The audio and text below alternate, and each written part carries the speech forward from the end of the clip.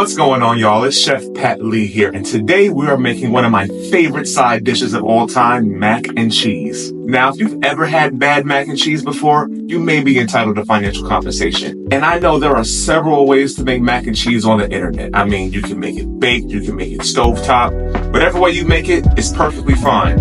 But I'm just here to make my version that's tried, tested, and approved. So if I can have a few moments of your time, just check out this easy recipe on how I make my 4-cheese mac and cheese.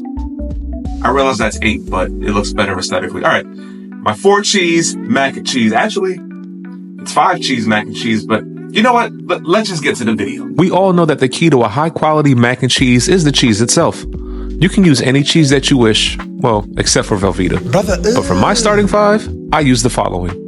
Now, starting off at the point guard position is the tried and true sharp yellow. For one, it gives that necessary amber color that mac and cheese is associated with. I'm using an 8-ounce block of Cracker Barrel sharp yellow since it equates to roughly 2 cups. At shooting guard, we have extra sharp white cheddar.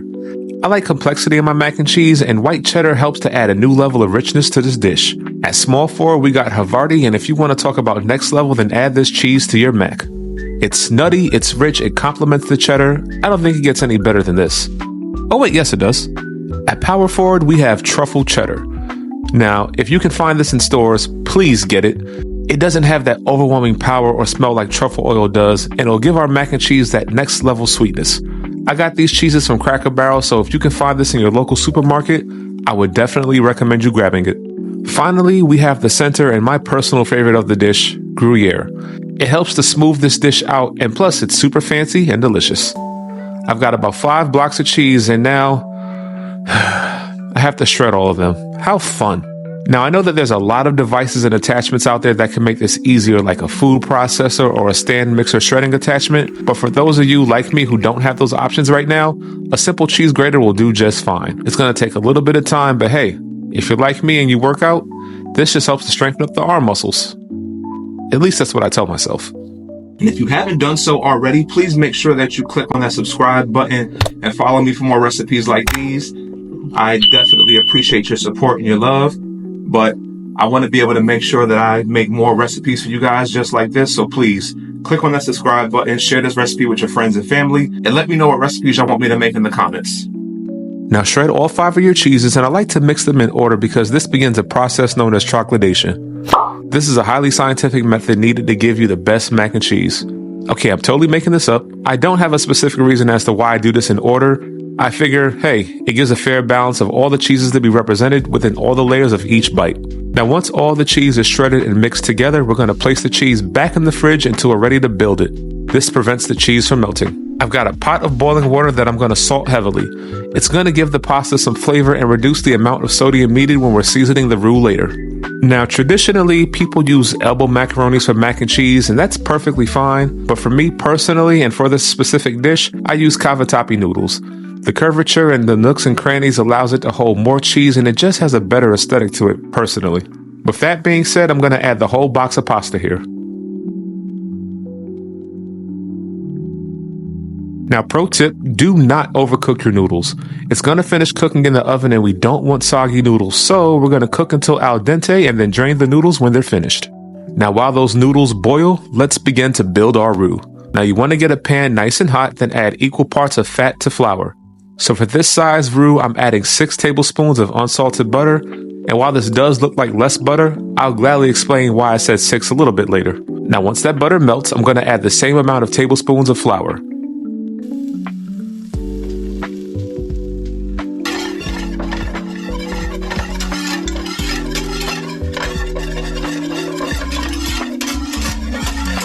Using a whisk, I'm going to stir the flour out of this mixture for about 1 or 2 minutes until it's smooth just like this. To finish building up the roux, start with 2 cups of whole milk and slowly add the milk to the butter and flour until it slightly begins to thicken. Do not use anything less than whole milk because it needs that extra fat to emulsify and create that roux. Now, to season our mixture, we're going to start with 2 teaspoons of black pepper, then throw in 2 teaspoons of garlic powder, 2 teaspoons of onion powder, 2 teaspoons of smoked paprika, a pinch, or a little more if you like, of cayenne pepper, and 2 teaspoons of all-purpose seasoning. Now, if you don't like the dark bits of pepper in your roux, you can simply substitute with white pepper instead of black, but to me, it doesn't really matter. Now you want to give that a whisk until it's all well combined. Now that your roux is built, you can turn the heat off and with small handfuls, add about a cup of the cheese mixture in and mix until well combined.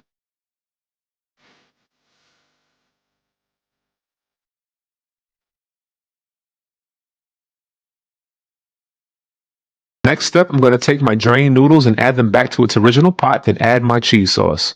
Now going back to what I said previously, as you can see, I don't have enough cheese for my liking, and I don't want to dry mac and cheese. So I had to make more cheese sauce off camera, hence why I said 6 tablespoons of butter and roux instead of what was shown earlier. But the full recipe will be in the description, so hopefully that will avoid any confusion. Now we're finally close to the finish line, my friends. It's time to get our mac and cheese layered, and the process is real simple.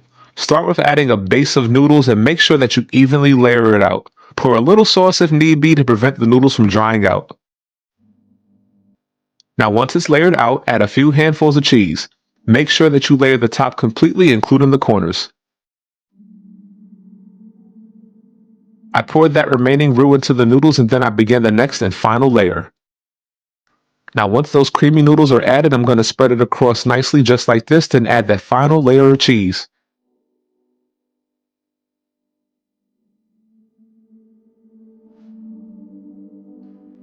I use my hands to pat it down so I can let that cheese really sink in and get into the cracks and crevices, including the corners.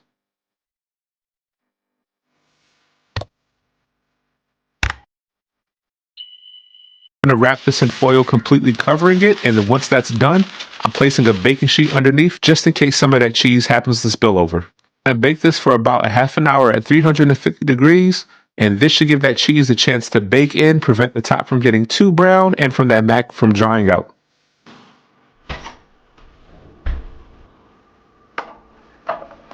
Now after that first bake, I'm going to remove the aluminum foil and bake uncovered for about 10 more minutes until it looks just like this. This is my kind of mac and cheese. It's creamy, it's velvety, and flavorful with each bite.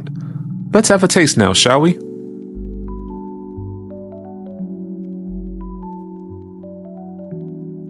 It's got everything that you want in a mac and cheese. It's flavorful, perfectly seasoned, cheesy, creamy. You can taste the sharpness of the cheddar. You get a hint of that truffle, but you don't get too much of it, which makes it really good. You make this at Thanksgiving and Big Mama's going to be proud of you. Sensational. Well, thanks for watching. I hope this recipe suits you. If you make it, don't forget to tag me in your creations, hit that subscribe button, follow me for more recipes like these. And until the next time we feast, peace.